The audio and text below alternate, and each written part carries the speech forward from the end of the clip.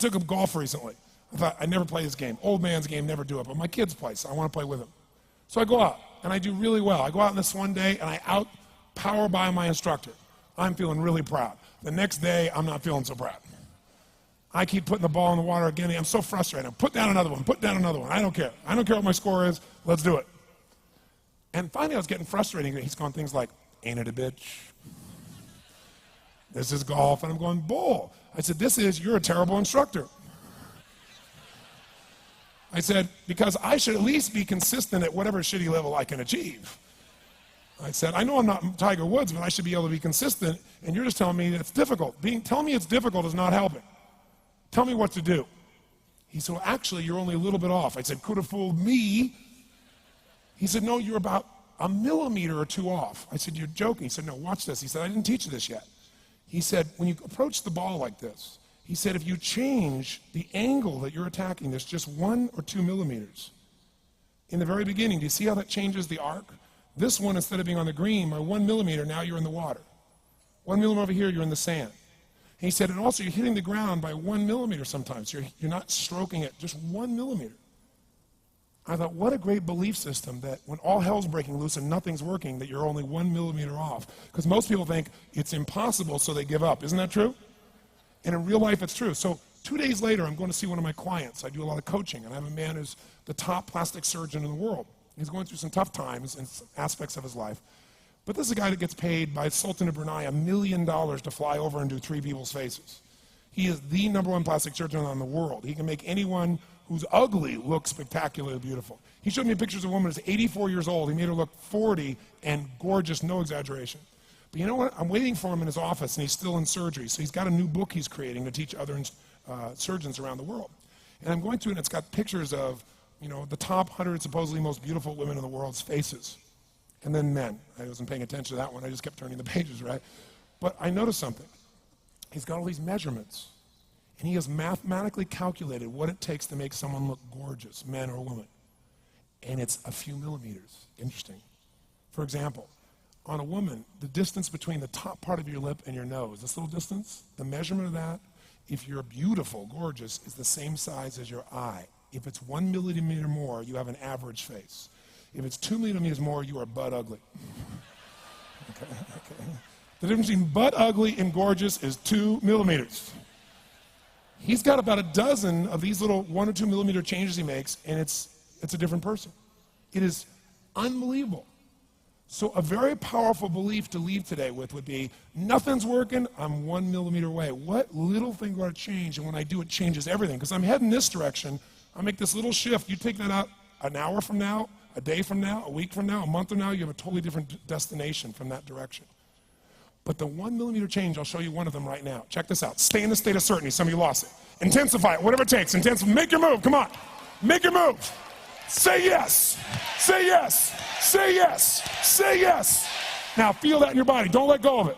Now watch. Here's the difference between being certain and being uncertain. Did you see that? Certain, uncertain. See if you can find that little spot between the two, where you drop just a little bit of your chest, and you feel it drop, and come back up. And drop it. How many can feel that difference between where you really feel it, now intensify it, and where you dropped it? Is it a tiny difference, yes or no? Yes or no? Now, could you condition yourself to feel great in this state? Yes or no? So what I want you to do is give yourself that opportunity. So the way we're going to do is very simple. We're going to go in a peak state. And then we're going to train ourselves. Because guess what? If you're in this state of certainty, and all hell's breaking loose in your life, people can't figure out, you go, move, I'll handle it.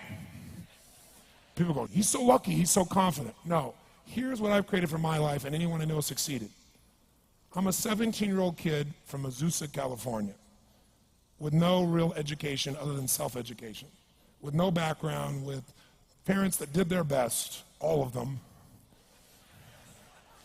with no money, but I did one thing. I love people, and I had an enormous demand I made upon myself, and I sculpted my mind and my emotions to get me to do whatever it would take to achieve and to contribute. But to do that, I did it by using my body and changing my focus.